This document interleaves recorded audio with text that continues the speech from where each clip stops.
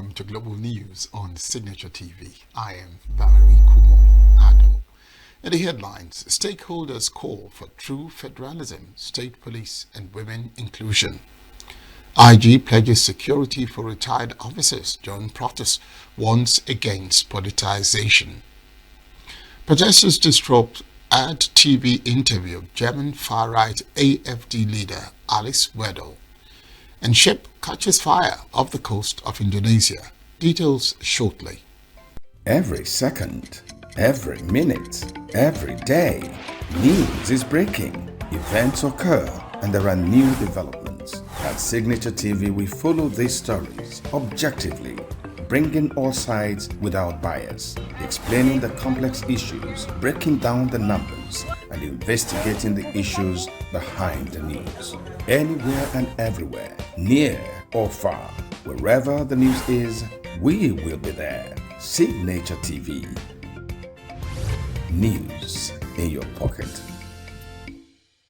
Stakeholders at the Southwest Zonal Center A have called for true federalism practice, state police and devolution of powers, among others, to shape Nigeria's democracy system. The stakeholders from Lagos, Ogun and Oyo states made this known during a public hearing on the alteration of the 1999 Constitution as organized in Lagos by the Southwest Zonal Center A of the House of Representatives Committee on Constitution Review. The stakeholders and governments of the states, while acknowledging the challenges involved in the constitutional review process, urged the committee to consider fairness and facts, not sentiments. Governor of Lagos State, Babajide Sanwo-Olu, emphasized the need for state policing to ameliorate insecurity faced in different parts of the country. The Southwest Conference of Nigeria speakers, while supporting the demands raised, stressed that the role of traditional rulers should be captured in the constitution of the country. The Nigeria Labour Congress demanded that it should remain in the exclusive list, while other groups in their request called for women inclusion, state creation and local government autonomy, to mention but a few. Earlier, the chairman of the Southwest Zonal Center, a committee of a constitution review, assured the committee's fairness and transparency in delivering its mandate. Very critical process of reviewing the constitution. We must know that it will not be an easy task, and it shouldn't be, because we are all different, from southwest to northeast, so we have different realities. But we must be guided by the principle of inclusiveness, equity, and justice. It is crucial that we listen to everyone, men, women, young, and old, and from all corners of our community. Their hopes, worries, and dreams to shape the amendments that come out of this process. We must also agree that no idea is stupid. Every idea is good. The time might not be now, but that doesn't make it stupid. So the challenges we face are very significant and wide-ranging. The pursuit of genuine federalism and devolution of powers, empowering and enhancing our local government. We must reform our electoral and judicial system, boosting the involvement of women and youth in our political landscape. We must ensure security and welfare of our citizens, including the crucial discussion around state policing. People are giving different reasons, but it is a bit difficult. It's a bit difficult, and I will give you an example. Lagos State, at a time, engaged in insurance, life insurance for police officers. But how do I insure somebody and next week you move into Ondo State? Why should Lagos State then carry that body? Therefore, state policing is not about semantics. It is about protecting the people. The Conference of Nigeria Speakers, I want to say we stand by giving our traditional rulers roles in governance. We stand by that. We stand by state police. We stand by that. We stand by local government full autonomy. We stand by the State House of Assembly full autonomy. And we stand by creation of more local government. And on gender, I have written it here. I am saying yes. Women We stand by your agitation. We stand by your agitation. At the level of Conference of Nigeria speakers, we stand by. And the reason why we are asking for affirmative action is because when you are lagging behind, you have to have affirmative action so that we can leap forward, so that we can join the Committee of Nations and make sure that this country, this incredible, amazing country that the Lord has given us, takes its position in the Committee of Nations. And that we stop being, we stop, meandering. We stop meandering and become the leader that we are supposed to become. And the only way we can do that, with all due respect, is when we have the other 50% of the nation in decision-making positions. And so we need the special seats here. This bill that seeks to alter the Constitution of the Federal Republic of Nigeria by specifically providing for seat reservations for women in both the national and state houses of assembly is important, because if it passed, it will set Nigeria on a trajectory of inclusive development and accelerated progress. If it's passed, Nigeria will find its rightful position as the giant of Africa. Nigeria is a giant of Africa in most of development aspects that we can look at.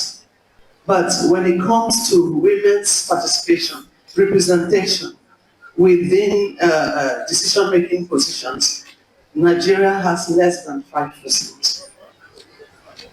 And if passed, this particular bill is actually going to accelerate the sustainable development that all of us are looking for.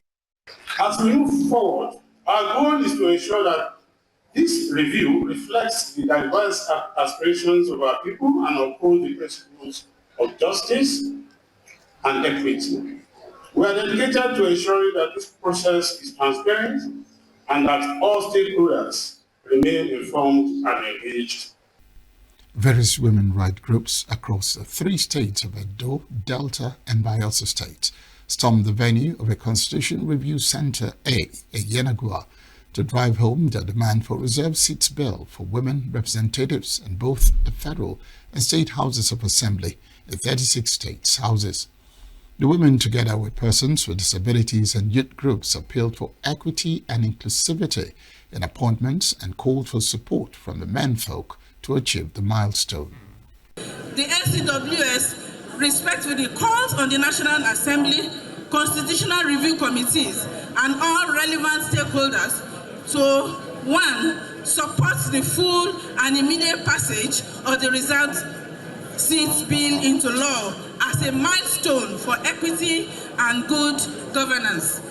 2. Formally recognize the peace building and leadership contributions of Nigerian women, especially in conflict-prone regions. 3. Ensure that the voices of rural, displaced, young, and marginalized women are reflected and protected in the framing and implementation of this law. Ibanka people, an indigenous ethnic group in the Niger Delta, will claim they are currently lumped together with the Benin ethnic group of Edo State, also joined the call for relocation to the yet-to-be-created Anioma State, over what they say is long decades of marginalization by the Benins.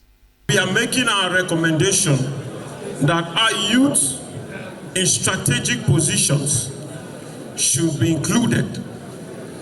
Going forward, we are also saying youth empowerment and youth development bill, national youth entrepreneurship funding bills, youth education and skill development bill, they should all collapse to one. First and foremost, what we are agitating for, we're talking about inclusive education. Inclusive education for persons with disability. That is what we have been agitating for, to be included.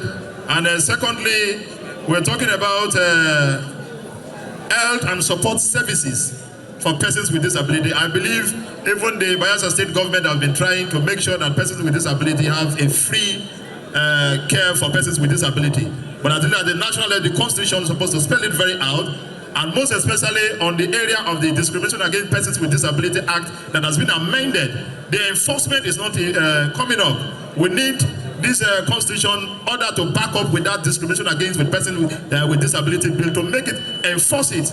If not, you wouldn't have seen me on this ground addressing the public. At least if enforcement is there, I need to be assessed to this pulpit to be talking. Even to get local government of origin, we must pass through stress because they put question across to us using the Benin language. And when we are unable to answer, they deny us this privilege. They deny us this right. We cannot be in a state where we are marginalized. We cannot be in a state where we don't have political representation.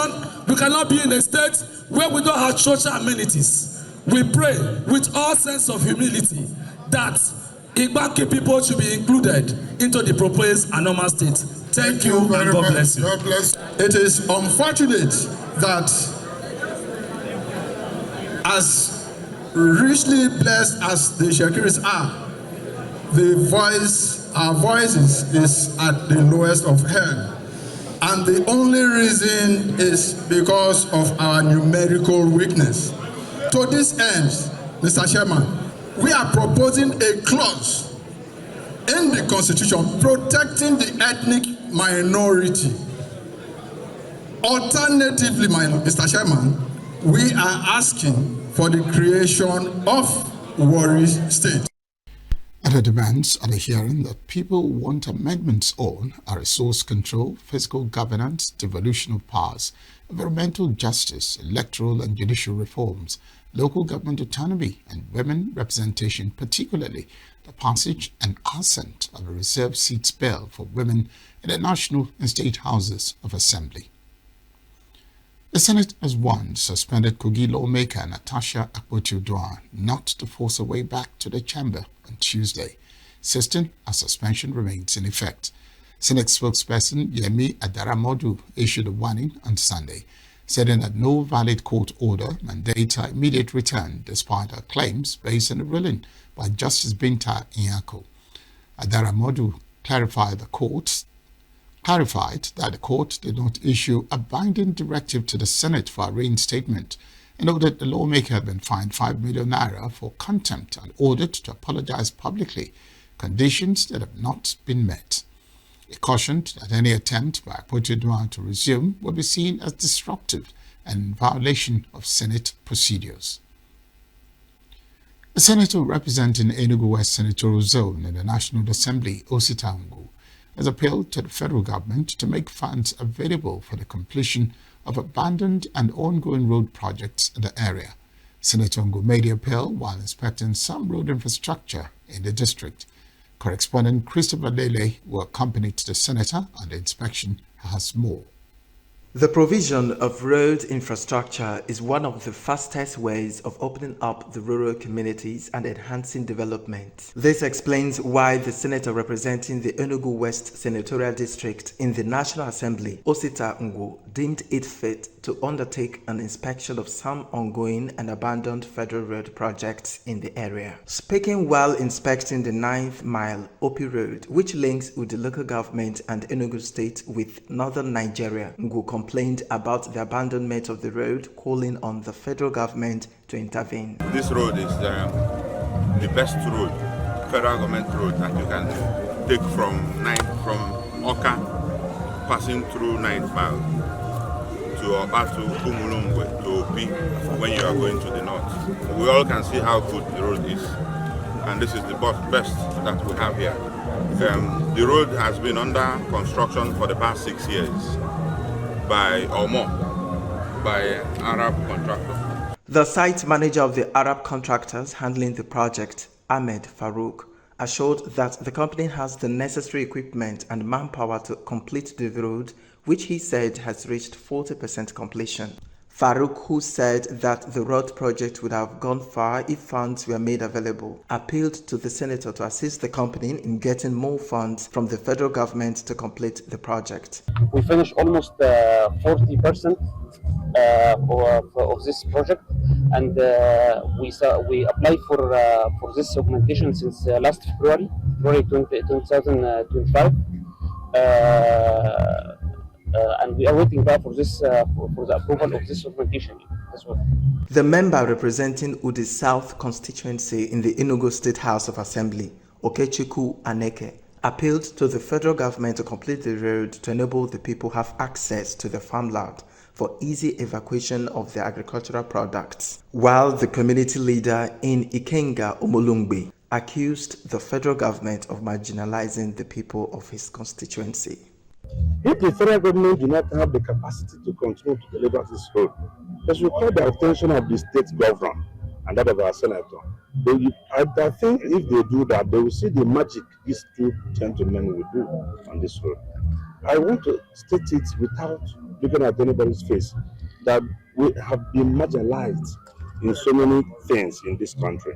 Just like our senator said and so many speakers said, if we are part of Nigeria, they should treat us as one. The project is now on the senator to try and do something, and we can't just keep and fold our arms watching the road go this bad. A lot of things happening, and people from this side can't move to the other side. People from the other, just like you heard, some people no longer come to their villages.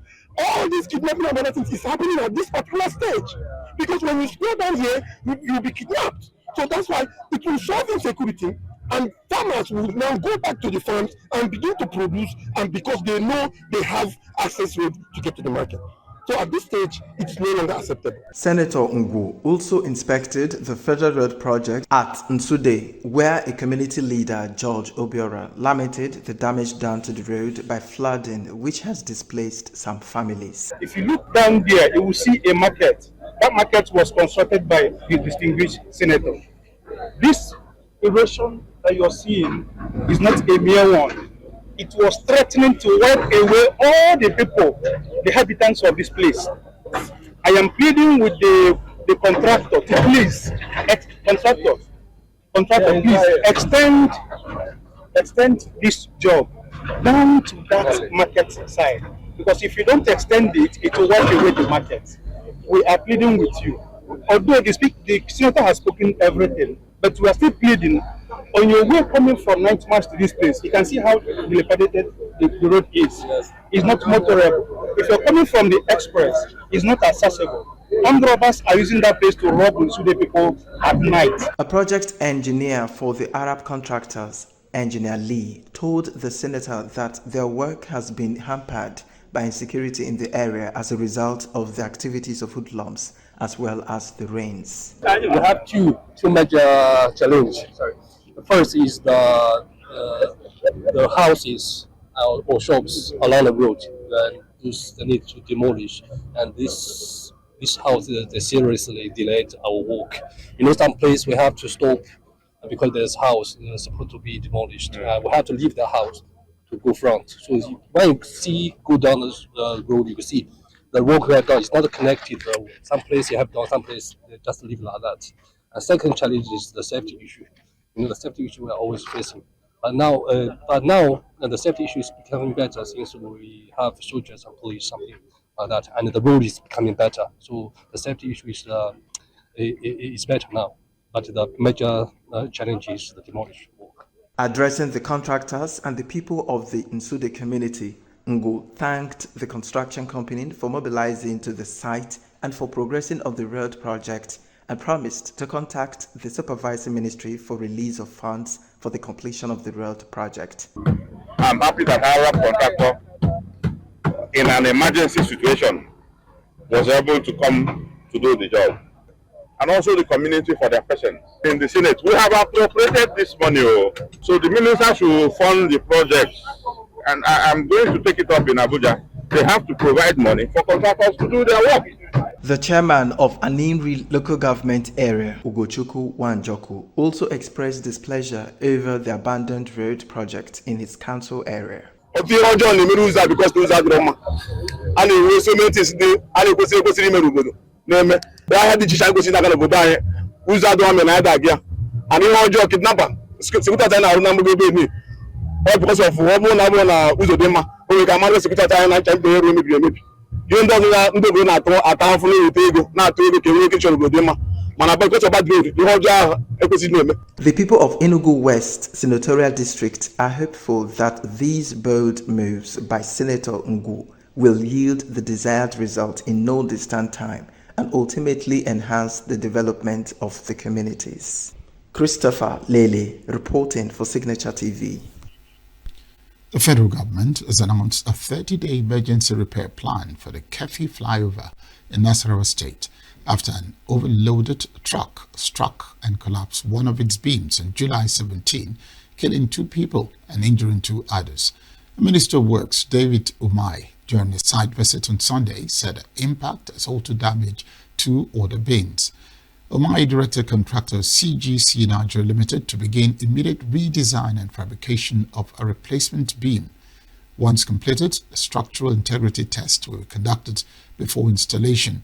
Kefi flyover is a key route linking Abuja with Nasarawa and the North Central region.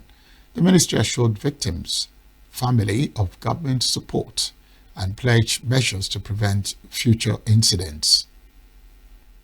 The African Democratic Congress ADC has condemned Edo State Governor Monday Okpebolo for bearing 2023 Labour Party presidential candidate Peter Obi from entering the state without prior notice. Governor Okpebolo claimed Obi's safety could not be guaranteed without informing the government beforehand. In a statement on Sunday, ADC's interim National Publicity Secretary Balaji Abdullahi called the move undemocratic and a violation of Obi's constitutional right to free movement. Party wants that such actions reflect rising authoritarianism among some APC governors and pose a threat to democracy. ADC urged Nigerians and the international community to take note, stressing that no state belongs to one political party or individual. Meanwhile, human rights lawyer and senior advocate of Nigeria, Femi Falana, has urged Edo State Governor Monday Okpebolo to retract his threats against former Labour Party presidential candidate Peter Obi. At a public event last Friday, Governor Okpebolo warned that Obi should not enter Edo State without prior security clearance, alleging violence during his previous visit. On Sunday, Falana condemned the comments, calling it a blatant violation of Section 33 of the 1999 Constitution and Article 4 of the African Charter, both safeguarded the right to life. Insisted that under Section 14(2)(b) of the Constitution, the government's foremost duty is citizen safety, and demanded Okpebolo publicly withdraw the statement, apologize, and guarantee Obi's protection. Falana further advised that if the governor refuses, Obi should promptly approach the Federal High Court in Benin to enforce his fundamental right, especially amid rising concerns over mob justice and extrajudicial killings. The Arewa Youths for Democracy and Development, AYDD, has criticized Zamfara State Governor Dauda Lawal for what it called poor governance since it took office in May 2023. In a statement issued Sunday in Gusau, AYDD President Ibrahim Danladi Gwasak said the state has deteriorated across key sectors including security, education, healthcare, infrastructure, and youth development. He cited worsening insecurity, and particularly in Maru, Zomi, Anka, Shinkafi, and Safe, as well as unpaid teachers, dilapidated schools, and under-equipped hospitals. The group also accused the administration of abandoning road projects and failing to launch youth empowerment or job creation programs. AYDD further alleged a lack of transparency in the handling of public funds, especially in security and contracts, and urged the State Assembly, tradition rulers, and civil society to hold the governor accountable. The group said it plans to launch a voter mobilization campaign to unseat Lawal in 2027. Up ahead, Niger NMA kicks against newly reviewed medical allowances. Court orders temporary seizure of 1 billion naira linked to a Boeing SSG. Details of these and more after the break.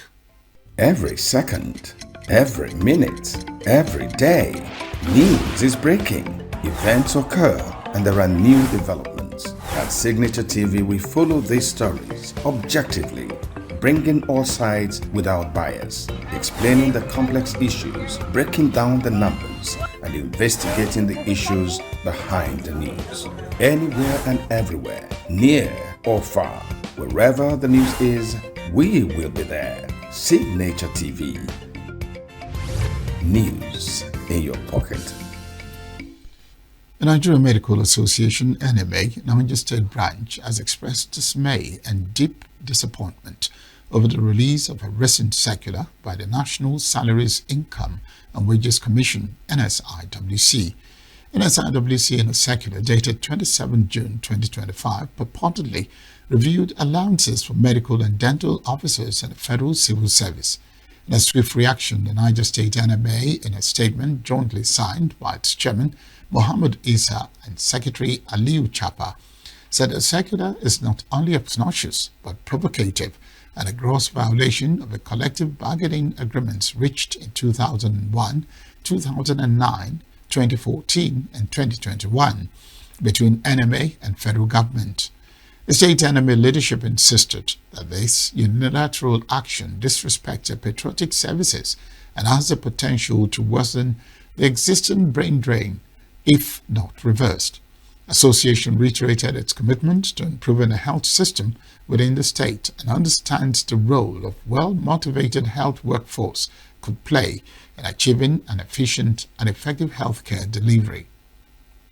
The FCT Police Command has launched an investigation into the reported assassination attempt on honorable PDP governorship candidate Jude Ezenwafo. Ezenwafo was shot by suspected gunmen in Abuja on Friday night and is currently receiving treatment at a private hospital. Unverified reports of his death circulated online Sunday, a police spokesperson, Josephine Ade, confirmed an investigation is underway, adding that the full details remain unclear. Inspector General of Police Kayode Betokun has pledged full security support for the planned July 21 protest by retired officers over pension entitlements, while warning against efforts to politicize or hijack the demonstration. In a statement on Sunday, police spokesman Muyiwa Dejobi said the IGP has directed all commands to ensure the protest remains peaceful and that officers treat retirees with dignity and professionalism. Describing attempts to twist the protest's purpose as disheartening, the IGP cautioned such actions undermine public trust and the institution. Adejobi noted the retirees' call to exit the contributory pension scheme isn't new, and while past police chiefs supported the demand, legal and financial hurdles have slowed progress. He added that the police leadership is exploring alternative solutions, including using internal revenue and private partnership to ease pension-related hardships. Improved payouts are expected within 5 years as the scheme matures. Meanwhile, the Police Community Relations Committee (PCRC) has condemned a planned nationwide protest by retired police officers, calling it a calculated attempt to undermine the work of Inspector General of Police Kayode Egbetokun. The PCRC National Chairman Ibrahim Olaniyan described the protest as ill-timed and politically motivated, arguing that it aims to distract from ongoing reforms under IGP Egbetokun and President Tinubu's administration. Olaniyan praised the strides made in community policing, intelligence-led crime prevention and welfare, discipline and accountability improvements. He urged retirees to use established channels rather than opportunistic or politically motivated demonstrations.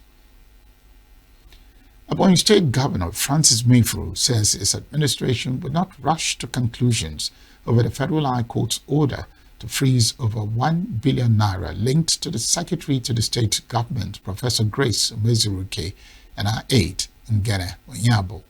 Speaking during a church service in Abakaliki on Sunday, Mefuru addressed the EFCC's claim that funds meant for 2024 Christmas rice distribution were diverted into 6 UBA accounts, 4 belonging to Umezuruke, 1 to her aide, and another to a company. Justice Onyetenu granted the EFCC's request for a 60-day interim forfeiture and public notice for potential claimants to come forward. Winfrey also hinted at a cabinet reshuffle, warning that non-performing officials may be dismissed. The Independent Corrupt Practices and Other Related Offences Commission, ICPC, has secured the conviction of Safir Fulayi Haruna, a Nigerian Immigration Service officer, for employment fraud. Haruna was arraigned before Katsina High Court for collecting 140,000 naira from a victim in 2021 under the false promise of securing a job in the Immigration Service. He pleaded guilty and was sentenced to 1 year in prison or a fine of 10,000 naira under a plea bargain agreement. Court, presided over by Justice A.B. Abdullahi, noted that Haruna had refunded the money, which was ordered to be refunded to the victim, Adamu Ibrahim. The family of a former president, Muhammadu Buhari, has expressed deep appreciation to President Bola Tinubu, First Lady Oluremi Tinubu, Vice President Kashim Shettima, and Nigerians worldwide for their overwhelming support following Buhari's passing. In a statement issued Sunday by his media aide, Garba Shehu, Maman Daura, the most senior Buhari family member, conveyed heartfelt thanks on behalf of the family. He praised the presence of President Tinubu, Vice President Shettima, ministers and other officials both in the UK and in Daura during the mourning period. According to the statement, the family remains grateful for Tinubu's decision to declare a public holiday and to rename the University of Maiduguri in honor of Buhari. They also thanked international leaders, including King Charles III, the UN Secretary General, AU and ECO's leadership for the messages and visits. Air Peace has announced the launch of direct flights from Abuja to London Heathrow and Gatwick airports, with operations scheduled to begin on October 26, 2025. The airline said in a statement on Sunday that round-trip fares for the Abuja-London service will start from 1 million naira, making it the first Nigerian carrier to offer direct connections from the capital to London's major international airports. Air Peace is also offering what it describes as unprecedented value in pricing and service. The Abuja-London launch comes months after the airline began Lagos-London Heathrow flight, which started earlier in 2024. Still to come, Bolsonaro's supporters display US and Israeli flags at Brasilia March. The Prime Minister laments harsh election result as upper house control slips. Do stay with us. Every second, every minute, every day, news is breaking. Events occur and there are new developments. At Signature TV, we follow these stories objectively, bringing all sides without bias, explaining the complex issues, breaking down the numbers, and investigating the issues behind the news. Anywhere and everywhere, near or far, wherever the news is, we will be there. Signature TV. News in your pocket. U.S. President Donald Trump may visit China or meet Chinese President Xi Jinping on the sidelines of an APEC summit in South Korea between October 30 and November 1, South China Morning Post reported Sunday. A possible meeting comes amid efforts to resolve a growing U.S.-China tariff war, with Trump pushing for a new trade deal by its August 12 deadline. Trump has proposed a universal 10% tariff on all imports, with China facing a 55% rate. The latest high-level talks occurred July 11 when U.S. Secretary of State Marco Rubio and China's Wang Yi met in Malaysia. A loud protest on Sunday disrupted an outdoor interview between Germany's public broadcaster ARD and far-right AfD co-leader Alice Weidel in Berlin. As Weidel spoke on a stage near Parliament, demonstrators blasted an audio loop drowning out parts of a half-hour interview. Weidel repeated the party's anti-immigration stance, saying asylum seekers should receive only basic goods, not cash, and questioned why 215,000 Syrians in Germany hadn't been deported. Half of the recipients of social benefits are foreigners. They have never paid into this social system. And 3/4 of the other half have dual nationality. They have a migration background. In other words, we are subsidizing, the taxpayer is subsidizing people who have never paid into our social security system, never paid into our healthcare system, and never paid into our pension fund. That is no longer sustainable. Under our government, if the AFD were in government, there would be no citizens' allowance for foreign citizens. And there would only be benefits in kind for asylum seekers, not cash benefits. That of course has enormous savings potential. We have to deport people who are obliged to leave the country. For example, we have 215,000 Syrians in this country. Let's just talk about Syrians. That's a big city that has to leave the country. So I ask myself, where are the deportations? The interview came as a new poll showed AFD polling at 24%, second to the CDU-CSU. Weddell is a notable figure in the party, a Western German, openly gay woman with a background in finance and fluent in Mandarin, leading the party strongest in the former East. Hundreds of Jair Bolsonaro supporters rallied in Brasilia on Sunday, protesting Supreme Court measures against the former president. Some waved U.S. and Israeli flags. One wore "Make America Great Again" cap. We want Brazil to be free from this dictatorship of the robe, editor's note, in reference to judicial system. We want amnesty for all those who have been wronged, and we want our Congress to stand up to all the absurdities of the Supreme Court. President Bolsonaro's arrest is not only unjust, it's illegal and criminal, and this extends to all patriots fighting for freedom in our country. On Friday, Brazil's Supreme Court barred Bolsonaro from contacting foreign officials and ordered him to wear an ankle monitor over alleged ties to U.S. interference. His party called the measures arbitrary.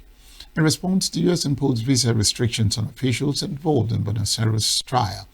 Brazilian President Lula condemned the move as baseless and warned against foreign interference. Former U.S. President Donald Trump defended Bolsonaro, calling the case a witch hunt, and announced a 50% tariff on Brazilian goods effective August 1.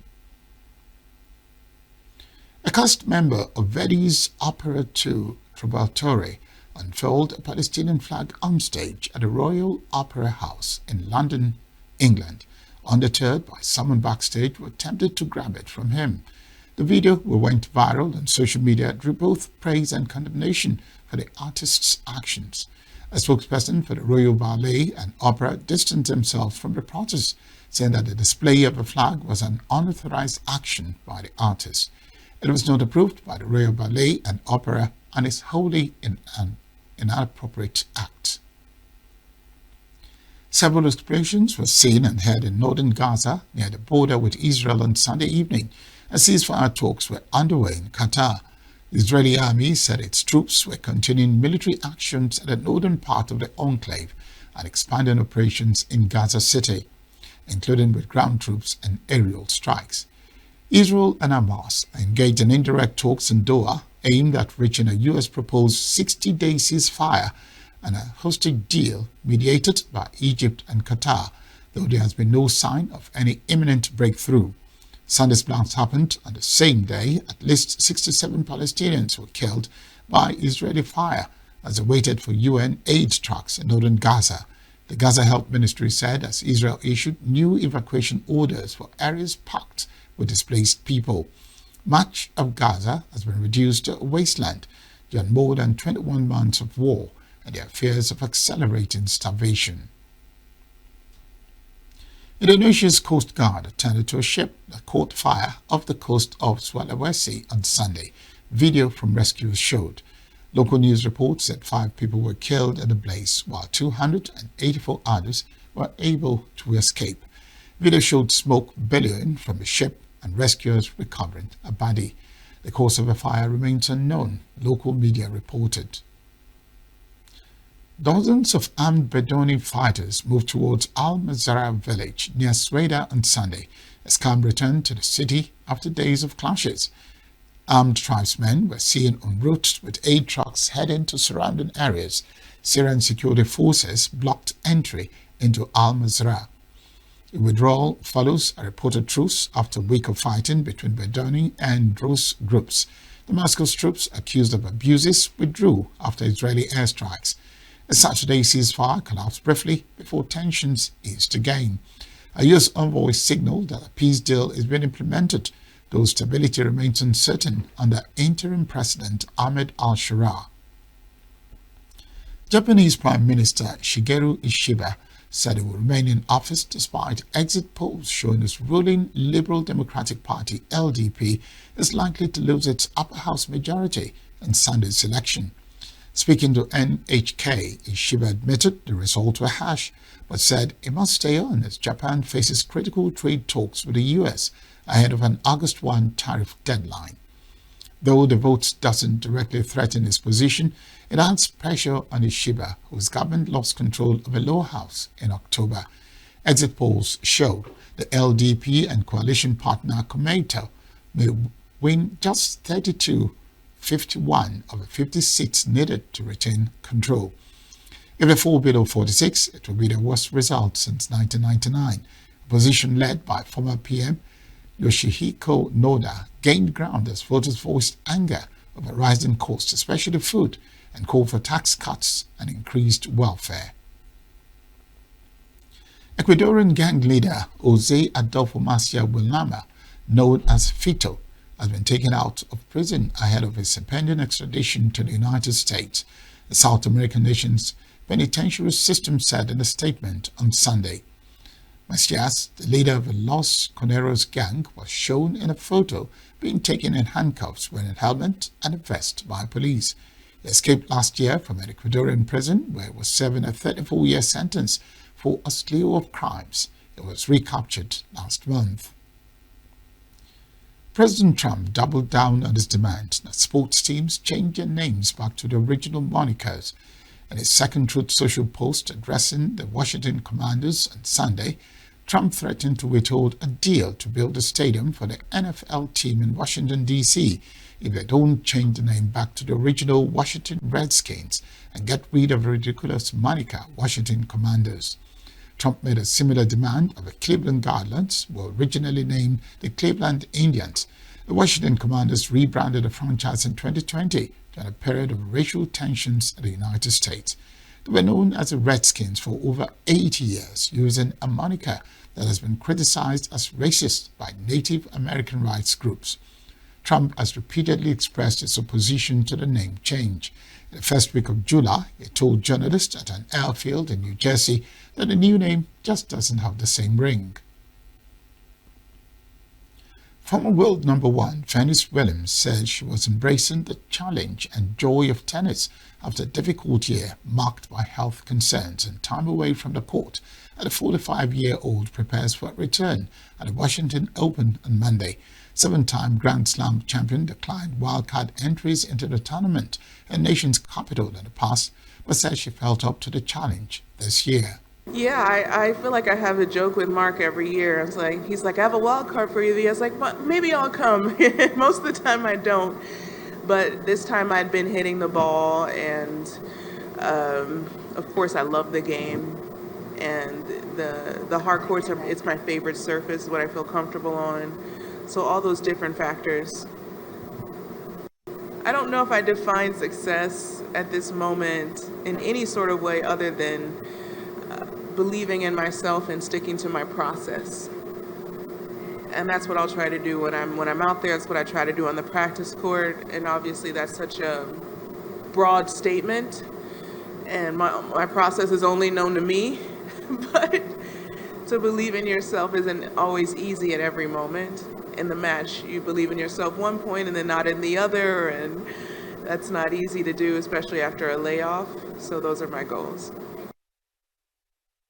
Wimbledon singles 5 times and the US Open twice, as well as 14 Grand Slam women's doubles titles alongside our younger sister, Serena. She has not competed since the Miami Open in March 2024 and has not won a match since defeating Russia's Veronika Kudermetova at the first round of the Cincinnati Open in August 2023. She faces fellow American Peyton Stearns in the first round of a WTA 500 tournament on Monday. Reflecting on her future in the sport, she remained characteristically private. Williams also opened up about her health struggles, including a surgery last year to remove fibroids, painful but benign tumors that grow in the wall of the uterus.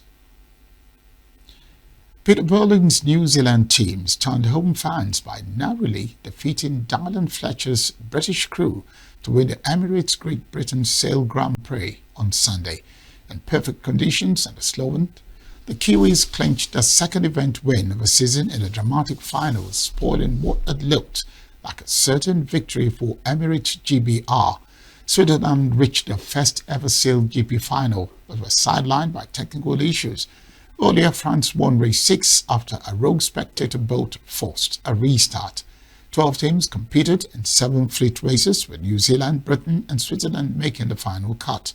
The win puts New Zealand atop the overall standings with 54 points ahead of Australia and Spain. Britain's wait for a home Sail GP win continues.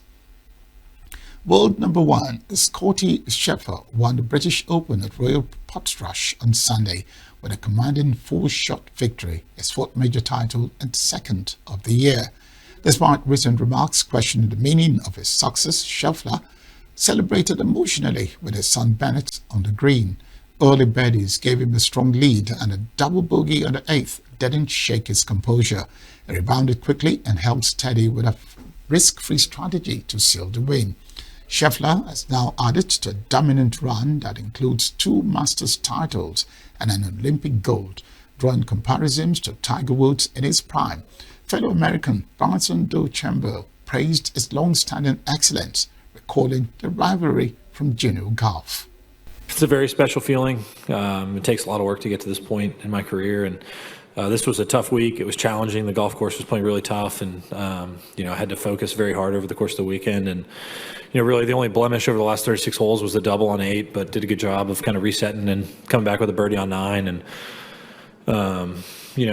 I guess this one was different than the PGA in terms of I had a decent lead to start the day, but PGA I felt like I struggled a bit on the front 9, and then was able to kind of push forward and win it on the back 9, whereas this one I felt like I built up a lead.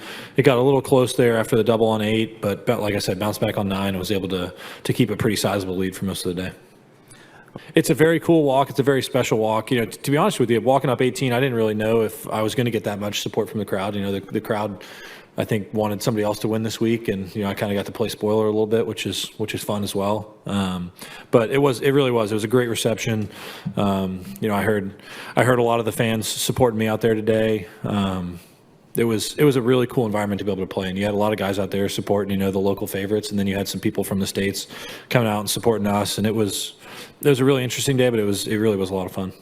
Yeah, this is amazing to win the Open Championship, but at the end of the day, having success in life, whether it be in golf or work or whatever it is, that's not what fulfills the deepest desires of your heart. Am I grateful for it? Do I enjoy it? Oh my gosh, yeah, this is a cool feeling. I can't wait to get home and celebrate this championship, with the people that have kind of helped me along the way. But at the end of the day, it doesn't fulfill the deepest desires of my heart. That's the news this hour. I am Barry Kumo Ado. Thank you very much for watching. Stay with us as top of the hour is Signature Morning.